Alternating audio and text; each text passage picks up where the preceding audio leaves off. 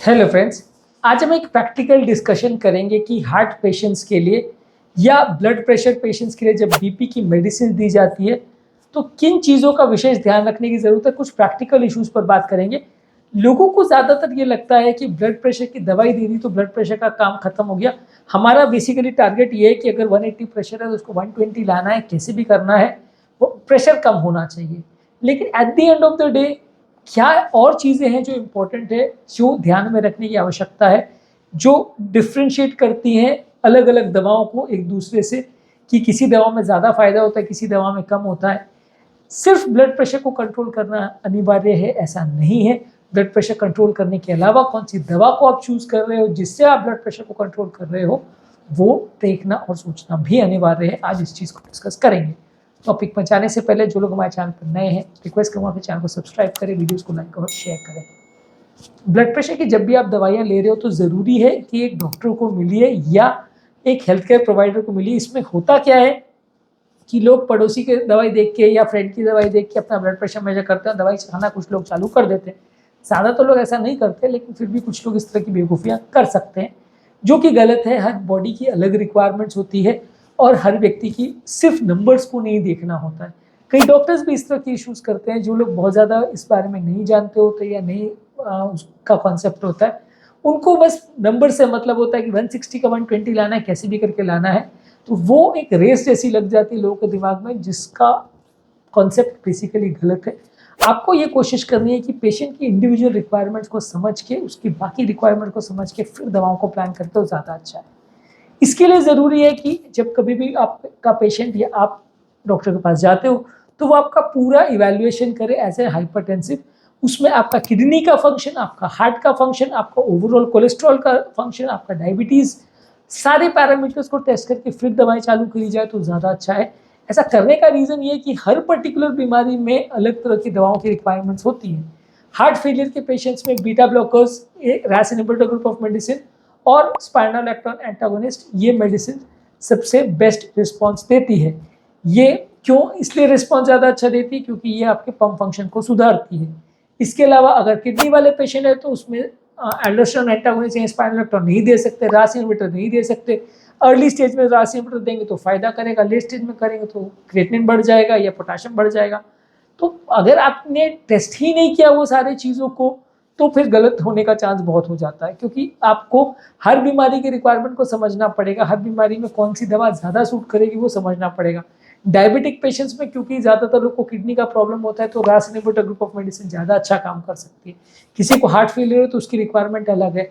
किसी को ऑलरेडी पानी भरा हुआ है किसी और बीमारी की वजह से, उसको साथ में ब्लड प्रेशर है, तो आप ऐसी दवाओं को प्रेफर करेंगे जो पेशाब बढ़ाए और पानी भी निकाले, साथ में ब्लड प्रेशर को कम करे।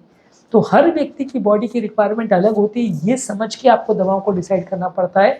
ये एक सिंपल इशू नहीं है जिसमें आप डायरेक्टली बस 160-180 बीपी देकर दवा चालू कर दी और चैप्टर क्लोज हो गया, वैसा नहीं होता। हर व्यक्ति की रिक्वायरमेंट्स को देख के यदि दवा नहीं प्लान करेंगे तो फ़ायदा भी कंपैरेटिवली कम होगा, और गलत केस में गलत दवा दे दी तो नुकसान भी हो सकता है। मान लीजिए आपने किडनी वाले पेशेंट को ऐसी दवा दे दी जो पोटेशियम बढ़ाती है तो पेशेंट की जान भी जा सकती है। अगर आपने किसी पेशेंट को जो ऑलरेडी डिहाइड्रेटेड है या ऑलरेडी किडनी फेलियर में, उसमें बहुत ज़्यादा हाई डोज डायरेटिक दे दिया बीपी कम करने के लिए, उसको यूरिन तो आया नहीं लेकिन किडनी फेलियर बढ़ गया, या ऑलरेडी डिहाइड्रेटेड है तो किडनी फेलियर में ना भी था तो चला गया।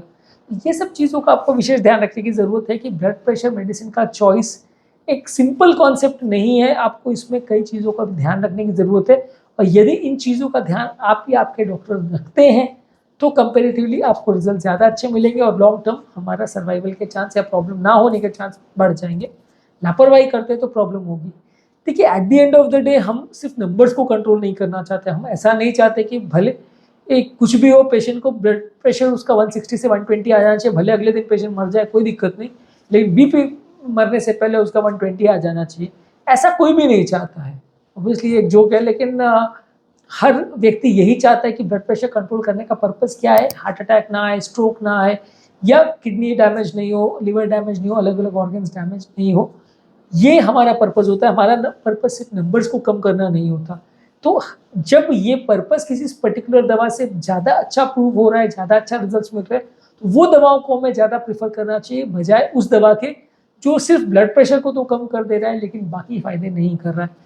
इस मामले में कुछ दवाइयों के रिजल्ट ज़्यादा अच्छे हैं, कुछ दवाइयों के रिजल्ट कम अच्छे हैं। ये चीज़ों को थोड़ा समझना ज़रूरी है।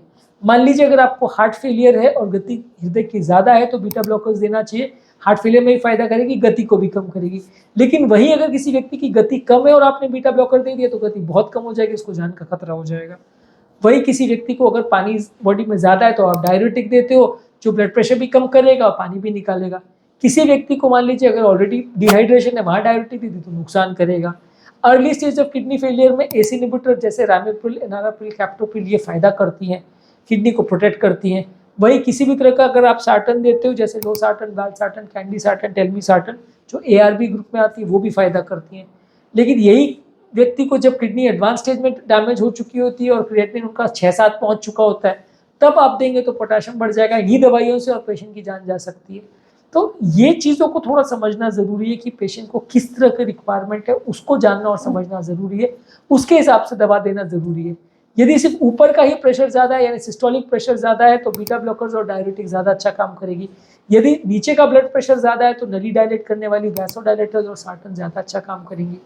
तो कौन सा ब्लड प्रेशर ज़्यादा है ये भी एक इंपॉर्टेंट इशू है। सिस्टोलिक ज़्यादा है, डायस्टोलिक ज़्यादा है या दोनों ज़्यादा है, या सिस्टोलिक ज़्यादा है डायस्टोलिक कम है, ये भी चीज़ों को थोड़ा ध्यान रखने की ज़रूरत है क्योंकि ये भी कारण होते हैं कि लोगों को दवा से रिलेटेड साइड इफेक्ट होते हैं।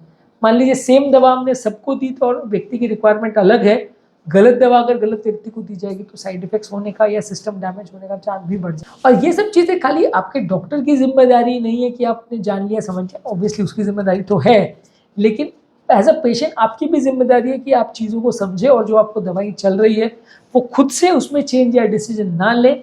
और अगर कोई साइड इफेक्ट या प्रॉब्लम हो रही है तो डॉक्टर के साथ डिस्कस करें, यदि कोई स्पेसिफिक इशू है तो डिस्कस करिए, रेगुलर फॉलोअप करिए डॉक्टर के साथ कि बीपी में उसमें क्या वेरिएशन आ रहा है, दवा लेने के बाद क्या इफेक्ट आ रहा है।